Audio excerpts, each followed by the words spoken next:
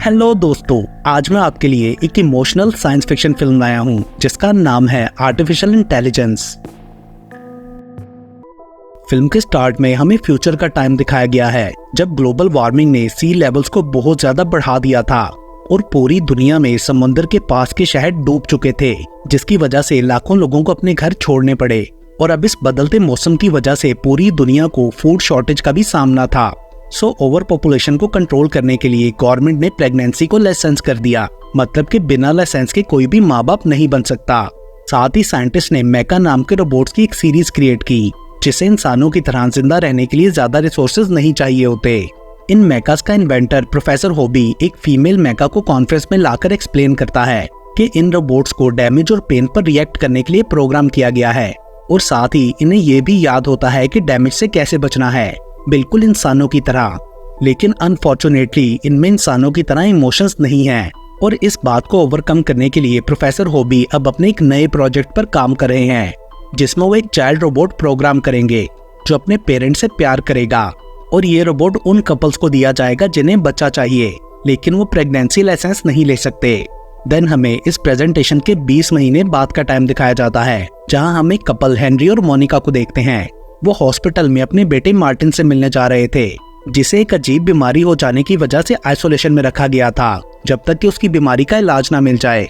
Doctors को मोनिका की भी फिक्र थी जो कि रोज मार्टिन से मिलने आया करती थी, इस उम्मीद के साथ कि वो ठीक हो जाएगा। डॉक्टर्स हेनरी से बोलते हैं कि वो मोनिका को लाइफ में आगे बढ़ने के लिए समझाए। हेनरी बीटा टेस्टिंग साइबरट्रॉनिक्स के लिए अप्लाई करता है तो हॉबी उसे अपनी लेटेस्ट इन्वेंशन की टेस्टिंग के लिए चूज कर लेता है और ये इन्वेंशन उसी चाइल्ड मेका रोबोट की थी जिसका नाम है डेविड। इस मेका रोबोट को लव इमोशन टेस्ट करने के लिए बनाया गया था। मोनिका इस आइडिया पर हेनरी से नाराज होती है और बोलती है कि वो मार्टिन को रिप्लेस करने की कोशिश कर रहा है जबकि वो अभी तक मरा नहीं। लेकिन हेनरी के काफी समझाने पर आखिर मोनिका को रियलाइज होता है कि उसकी जिंदगी में आई कमी को एक बच्चे का प्यार ही पूरा कर सकता है। एंड फाइनली मोनिका के मान जाने पर हेनरी उसे सारा इम्प्रिंटिंग प्रोटोकॉल समझाता है और बताता है कि डेविड को अपने पास लाने के बाद वो उसका इम्प्रिंटिंग मैकेनिज्म एक्टिवेट कर देंगे जिसके बाद डेविड उनके साथ लॉयल रहेगा। लेकिन ये इम्प्रिंटिंग इरिवर्सिबल होगी, मतलब अगर उन्होंने डेविड को वापस करना चाहा तो वो खत्म हो जाएगा, इसलिए उन्हें बहुत सोच समझ कर फैसला करना होगा। रात को वो लोग डेविड को मार्टिन के रूम में लेकर जाते हैं। डेविड अपने पेरेंट्स के करीब आके उन्हें खुश करने की कोशिश करता है मगर मोनिका उससे नर्वस होकर वहां से चली जाती है। अगली सुबह मोनिका नाश्ता बना रही होती है तो डेविड उसे काफी गौर से देखता है एंड पूरा दिन काम करते हुए वो उसे इसी तरह देखता रहता है। मोनिका उसे इग्नोर करने की कोशिश करती है मगर वो बाज नहीं आता। आखिर वो डेविड को क्लोजेट में बंद कर देती है मगर कुछ देर बाद उसे गिल्ट फील होता है तो वो डेविड को बाहर निकालकर बोलती है कि हम हाइड एंड सीक खेल रहे हैं, जिसके बाद डेविड बाथरूम का दरवाजा भी खोल देता है जबकि मोनिका अंदर टॉयलेट यूज कर रही थी।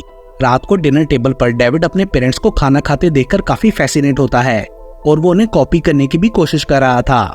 देन सोने के लिए डेविड के कपड़े बदलते हुए मोनिका को वो अपने रियल बेटे की तरह लगता है। साथ ही मार्टिन के बारे में सोचकर वो रोने भी लगी थी। अगली सुबह मोनिका इम्प्रिंटिंग प्रोटोकॉल एक्टिवेट करने का डिसाइड करती है एंड देन मोनिका के कोड बोलते ही डेविड का लव ट्रिगर हो गया था और वो फर्स्ट टाइम मोनिका को मम्मी बोलता है जिससे मोनिका उससे काफी अटैच हो जाती है। डेविड उसे हग भी करता है। अगले सीन में हम मोनिका को तैयार होता देखते हैं। वो और हेनरी किसी इवेंट में जा रहे थे। हेनरी मोनिका की डेविड के साथ बढ़ती हुई अफेक्शन देखकर परेशान था। वो बोलता है कि डेविड जस्ट एक रोबोट है मगर मोनिका उसे एक गिफ्ट की तरह देखती थी। डेविड मोनिका से पूछता है कि क्या आप एक दिन मर जाओगी, जिस पर वो बोलती है हाँ, मगर वो डेविड को लोनली फील नहीं कराना चाहती थी। वो उसे मार्टिन का एक पुराना रोबोटिक बियर गिफ्ट देती है ताकि वो अकेले में उसे खेल सके। देन कुछ दिन बाद डेविड मोनिका को दिखाता है कि वो खुद को स्पीकर बना के उसके मोबाइल से ऑडियो रिले कर सकता है। तभी हेनरी की कॉल आती है मगर डेविड के स्पीकर की वजह से वो मोनिका को सुन नहीं पा रहा था, जिस पर मोनिका डेविड को डांटते हुए उससे मोबाइल ले लेती है। उस कॉल से उसे एक बहुत बड़ी न्यूज मिली थी। एंड देन कुछ दिनों बाद मोनिका मार्टिन को साथ घर लेकर आती है जो कि अपनी सस्पेंडेड स्लीप से जाग चुका था। उसकी वो बीमारी भी ठीक हो गई थी। गुजरते दिनों के साथ मार्टिन डेविड को एक टॉय की तरह ट्रीट करने लगता है। वो उसे अपने लिए चीजें तोड़ने को कहता है। मार्टिन के पूछने पर कि उसने सबसे पहली चीज क्या देखी थी, डेविड एक बर्ड बनाता है जिसकी टेल से पर चिपके थे। एक दिन मार्टिन मोनिका से बोलता है कि उन्हें पिनोकियो स्टोरी पढ़ के सुनाए। एक्चुअली वो स्टोरी के थ्रू डेविड को टॉन्ट करना चाहता था, मगर डेविड एक पपेट के रियल लड़के में बदल जाने वाले आइडिया से बहुत फैसिनेट होता है। लंच के टाइम मार्टिन डेविड को ईटिंग चैलेंज देता है। मोनिका और हेनरी उसे मना करते हैं कि इससे डेविड को प्रॉब्लम होगा, मगर वो दोनों उनकी नहीं सुनते और आखिर डेविड के फेस की एक साइड लटक जाती है। सब लोग ये देखकर डर गए थे, जिसके बाद डेविड को रिपेयरिंग के लिए लेकर जाया जाता है। मोनिका ने उसका हाथ पकड़ रखा था, मगर डेविड बोलता है कि उसे दर्द नहीं होता। अपनी मॉम को डेविड के लिए इतना फिक्रमंद देखकर मार्टिन जेलस फील करता है। सो वापस घर जाने पर वो डेविड को ट्रिक करता है कि मोनिका के बाल काट ले तो वो उसे और ज्यादा प्यार करेगी। पहले तो डेविड मना करता है, लेकिन मार्टिन ने उसे मैनिपुलेट करते हुए आखिर मना ही लिया था। देन डेविड ब्लेड लेकर अपने पेरेंट्स के रूम में जाता है, मगर तभी मोनिका की आंख खुल गई थी और वो ब्लेड देखकर बुरी तरह डर जाती है। उसकी चीख से हेनरी भी उठ गया था। वो डेविड को जोर से हिला के पूछने लगता है कि उसने ऐसा क्यों किया। देन अगले सीन में हमें कुछ दिन बाद का टाइम दिखाया गया है, जहां वो लोग मार्टिन की बर्थडे पार्टी की तैयारी कर रहे होते हैं। हेनरी मोनिका से बोलता है कि हमें डेविड को अब अपने साथ नहीं रखना चाहिए, मगर मोनिका का कहना था कि वो सिर्फ एक बच्चा है और बच्चे गलतियां करते हैं।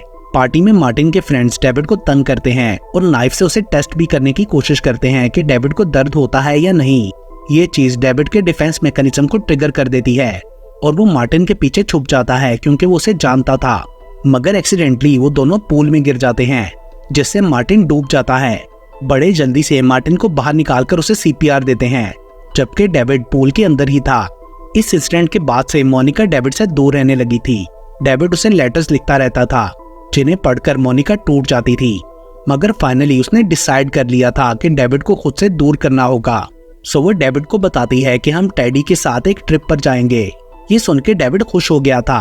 अगले दिन वो रास्ते में रोती रहती है, क्योंकि वो डेविड को डिस्ट्रॉय करने के लिए साइबरट्रॉनिक्स जा रही थी और आखिर इस गिल्ड की वजह से वो कार जंगल की तरफ मोड़ लेती है, जहां डेविड पिकनिक मैट वगैरह सेट करने लगता है। मोनिका उसे रोककर बताती है कि मैं तुम्हें छोड़ने आई हूँ। डेविड ये सुनकर घबरा जाता है और उसे माफी मांगने लगता है और बोलता है कि मैं पिनोकियो की तरह रियल बॉय में बदल जाऊंगा, मुझे फैमिली में वापस ले लो। मगर मोनिका नहीं मानती और डेविड को कुछ पैसे देकर बोलती है कि वो साइबरट्रॉनिक्स वालों से बचकर रहे। डेविड उससे चिपक जाता है, वो उसे जाने नहीं देना चाहता था, तो मोनिका उसे दूर धक्का देती है एंड देन सॉरी बोलते हुए वहां से चली जाती है। दूसरी तरफ रॉक सिटी में एक मैका जो अपनी क्लाइंट को इमोशनली कंफर्ट करता है और फिर उसके साथ नाइट स्पेंड करता है। उसके बाद जो अपने अगले क्लाइंट से मिलने के लिए होटल जाता है। वहां का ओनर जो से उसके ऑपरेटिंग लाइसेंस बैच के बारे में पूछता है, क्योंकि एक anti robot group flash flare आवारा मैकास को पकड़ रही थी। जो उसका बैच दिखा देता है और क्लाइंट के रूम में जाने से पहले उसने अपने बालों का कलर चेंज कर लिया था। मगर रूम में जाने पर उसे शॉक लगता है कि उसकी क्लाइंट मरी हुई थी। तभी एक और आदमी भी सामने आता है जिसने उसे मारा था। जो समझ चुका था कि ये उसे फंसाने के लिए किया गया है, सो वो भागकर गली में छुप जाता है। उसने अपना बैच भी काट दिया था ताकि उसे ट्रेस ना किया जा सके। उधर जंगल में डेविड टेडी से कहता है कि हमें ब्लू फेरी ढूंढनी है ताकि वो रियल बॉय बन सके। Suddenly garbage truck scrap parts को वहां डंप करने के लिए आता है, तो बहुत से अबेंडेंड मेका रोबोट्स इधर उधर से निकल आते हैं। वो स्क्रैप में से पार्ट्स ढूंढ के खुद को रिपेयर करना चाहते थे। डेविड को ये सब देखकर अपनी आंखों पर विश्वास नहीं हो रहा था। देन हम जो को भी वहां देखते हैं, जिसके पीछे एक मून शेप एयरक्राफ्ट लगा था, जो कि फ्लैश फ्लेयर ग्रुप का था। उसे देखकर सब मैकास भागना शुरू कर देते हैं कि कहीं वो पकड़े ना जाएं। ये ग्रुप उन्हें पकड़कर डिस्ट्रॉय कर देता था। उनके कुछ साथी बाइक्स पर भी थे, जो कि टाउन में पहुंचकर कुछ मैकास को मैग्नेटिक डिस्क के थ्रू पकड़ लेते हैं। बट डेविड और टेडी किसी तरह बचकर एक अबैंडन्ड कॉटेज में पहुंच गए थे। वहां वो एक नैनी मैका से मिलते हैं। अनफॉर्चुनेटली वो बाइक वाले वहां भी आ जाते हैं और वो कॉटेज की दीवार तोड़कर उन सबको पकड़ लेते हैं और एयरक्राफ्ट ने भी जो को पकड़कर केज में डाल दिया था। टेडी डेविड के हाथ से गिर गया था, मगर टेडी फिर भी एयरक्राफ्ट का पीछा करने लगता है। लेटर ऑन एयरक्राफ्ट सबको फ्लैश फ्लेयर शो में ले जाता है, जहां उन्हें डिस्ट्रॉय किया जाना था। वहां के एम्प्लॉयज टेडी को उठा के लॉस्ट एंड फाउंड बॉक्स में डाल देते हैं। उसके बाद अबेंडेंड मैकास को कैनन में डाल के डिस्ट्रॉय किया जाने लगता है और क्राउड चीयर्स कर रहा था। ये देखकर डर के मारे डेविड जो का हाथ पकड़ लेता है। टेडी किसी तरह बॉक्स से बाहर निकलकर डेविड को ढूंढ लेता है। तभी एक छोटी बच्ची वहां आके टेडी को उठाती है। उसे डेविड को देखने पर लगता है कि वो रियल है। उस बच्ची का डैड उस शो का एक प्रोग्रामर था। वो ये सब कैमरा में देखकर उसके पास आ जाता है और पोर्टेबल एक्सरे से चेक करके कंफर्म करता है कि डेविड एक रोबोट है एंड वो डेविड के एडवांस सिस्टम को देखकर काफी हैरान था एंड उसके और शो रनर के बीच इस बात पर बहस होने लगती है। वो डेविड को भी शो में डालना चाहता था, मगर प्रोग्रामर का कहना था कि डेविड बहुत कीमती है। और at last show runner David को ऐसे ट्रैप गेम के लिए ले जाता है। डेविड ने जो का हाथ पकड़ रखा था, सो वो भी साथ आ जाता है। शो रनर क्राउड को डेविड दिखाते हुए बोलता है कि इसकी वजह से ह्यूमन पॉपुलेशन की इंसल्ट हुई है, मगर क्राउड साइलेंट हो जाता है क्योंकि उन्होंने कभी बच्चे को शो में नहीं देखा था। एंड देन अचानक एसिड कंधों पर गिरने से डेविड रोने और चीखने लगता है, जिससे लोगों को लगता है कि डेविड रियल बच्चा है और वो सब लोग शो रनर पर गुस्सा होकर चीजें फेंकने लगते हैं। ये देखकर वो प्रोग्रामर गार्ड्स को ऑर्डर देता है कि जो और डेविड को छोड़ दे, जिसके बाद वो दोनों वहां से भाग जाते हैं। अगले सीन में हम हॉबी को देखते हैं, जिसके ऑफिस में डेविड की फोटोज लगी थी और ये रिवील होता है कि डेविड को हॉबी के बेटे के मरने के बाद सेम उस जैसा डिजाइन किया गया था। तभी एक टीम वहां आके हॉबी को बताती है कि डेविड को फ्लैश फेयर में देखा गया, लेकिन अब वो ठीक है। दूसरी तरफ जंगल में डेविड और टेडी मून को देखकर डर जाते हैं। उन्हें लगा था कि ये फ्लैश फेयर का एयरक्राफ्ट है और वो अपना रास्ता बदल लेते हैं। डेविड जो को बताता है कि उसे ब्लू फेरी ढूंढनी है, जो उसे अपने साथ रॉक सिटी चलने के लिए कहता है, मगर इसके लिए उन्हें राइड चाहिए थी। सो रोड पर उन्हें एक गाड़ी में कुछ लड़के मिलते हैं और जो होलोग्राम पेन से उन्हें मैनिपुलेट करते हुए मेकअप वुमन प्रोवाइड करने का प्रॉमिस करता है, जिस पर वो लोग उन्हें राइड दे देते हैं। देन सिटी पहुंचकर जो डेविड को वहां का टूर कराता है, सब चीजों के बारे में समझाते हुए। डेविड वहां एक एंजल के स्टैचू को देखकर काफी हैरान होता है, क्योंकि उसे लगा था कि ये ब्लू फेरी है। वो चर्च में एंटर होने की कोशिश करता है तो जो उसे रोक देता है। देन उसके बाद वो डॉक्टर नो से मिलते हैं, जो कि एक एनसाइक्लोपीडिया प्रोग्राम था। मोनिका के दिए हुए पैसों को यूज करके डेविड डॉक्टर नो से जान पाता है कि ब्लू फेरी दुनिया के बिल्कुल एंड पर है। जो का मानना था कि दुनिया के एंड पर जाने वाले मैकास कभी लौट कर नहीं आते, और वो डेविड को भी समझाने की कोशिश करता है कि इंसान रोबोट से नफरत करते हैं। मगर डेविड इंसिस्ट करता है कि जब वो रियल बॉय बन जाएगा तो मोनिका उससे प्यार करेगी। वहां से बाहर निकलने पर कॉप्स जो को पकड़ लेते हैं, क्योंकि उन्हें लगता था कि उसने होटल वाली लेडी का मर्डर किया। उधर डेविड पुलिस के हेलीकॉप्टर में बैठकर पावर बटन ऑन कर देता है, मगर वो उसे संभाल नहीं पा रहा था, जिससे वहां केओस फैल जाता है।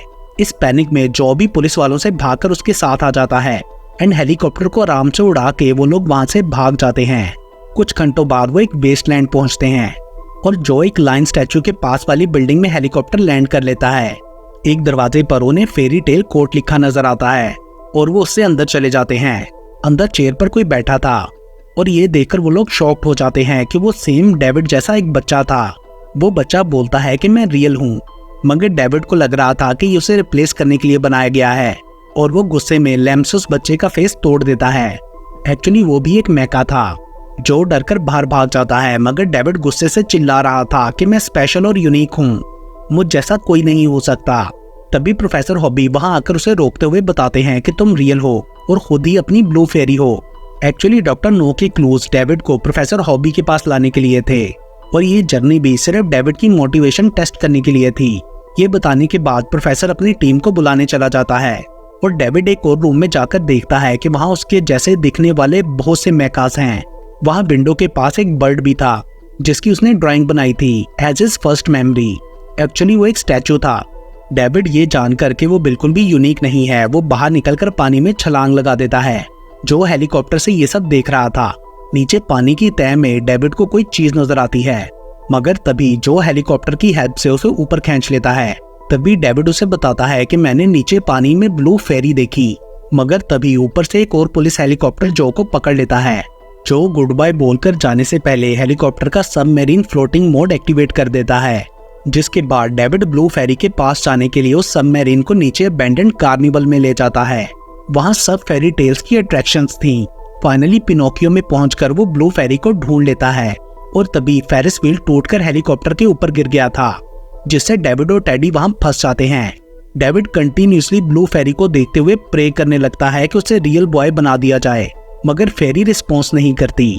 इस तरह डेविड को वहां फंसे कई साल गुजर जाते हैं, मगर डेविड की उम्मीद खत्म नहीं हुई थी। देन हमें 2000 साल बाद का टाइम दिखाया जाता है, जहां पूरी दुनिया बर्फ से ढक चुकी थी। इंसान वहां से जा चुके थे।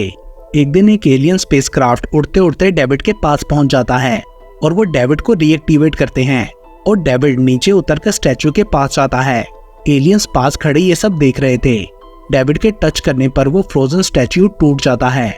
एलियन प्लेनेट को समझने के लिए डेविड की मेमोरी को स्कैन करते हैं। तभी अचानक डेविड खुद को मोनिका के घर में बैठा देखता है। घर बिल्कुल पहले जैसा लग रहा था। वो मोनिका को ढूंढने लगता है। तभी वहाँ ब्लू फेरी जिंदा होकर आ जाती है। वो डेविड को बताती है कि मैं तुम्हें रियल बॉय नहीं बना सकती। एक्चुअली एलियंस ब्लू फेरी को यूज करके डेविड से बात कर रहे थे। वो उसे बताते हैं कि मोनिका अब जिंदा नहीं रही और उसकी रिमेन्स ना होने की वजह से वो उसे रिवाइव भी नहीं कर सकते। ये सुनकर डेविड दुखी हो जाता है। तभी टेडी आगे बढ़कर उसे मोनिका के वो बाल देता है जो डेविड ने काटे थे और टेडी ने उन्हें अपने पास रख लिया था। मतलब अब एलियंस मोनिका को रिवाइव कर लेंगे। वो उन्हें बाल देकर अपने रूम में चला जाता है। कुछ देर बाद उसे दरवाजे पर एक फिगर नजर आती है जो कि एलियन था। वो ह्यूमन से काफी फैसिनेटेड था और उन्हें क्लोन करके प्लेनेट पर वापस लाना चाहता था, मगर उनके बनाए हुए क्लोन सिर्फ एक दिन ही जिंदा रह पाते थे। सो वो बोलता है कि मोनिका को रिवाइव किया तो उसके साथ भी यही होगा, मगर डेविड को ऐसा नहीं लगता था। उसके ख्याल में मोनिका भी स्पेशल थी। एंड देन वो मोनिका के रूम में जाता है तो वो अपने बेड पर लेटी थी, मतलब कि मोनिका का क्लोन। डेविड उसके पास जाकर रोने लगा था। तभी मोनिका जाकर डेविड को ग्रीट करती है। अब एक दिन के लिए वो दोनों साथ रह सकते थे। पूरा दिन वो दोनों बहुत ज्यादा एंजॉय करते हैं। रात को डेविड उसे बेड पर लिटा देता है। उसे डर था कि मोनिका दोबारा नहीं उठेगी। मोनिका उसे लव यू बोलती है और वो उसके साथ ही सो जाता है। और इसके साथ ही ये मूवी यहीं पर खत्म हो जाती है।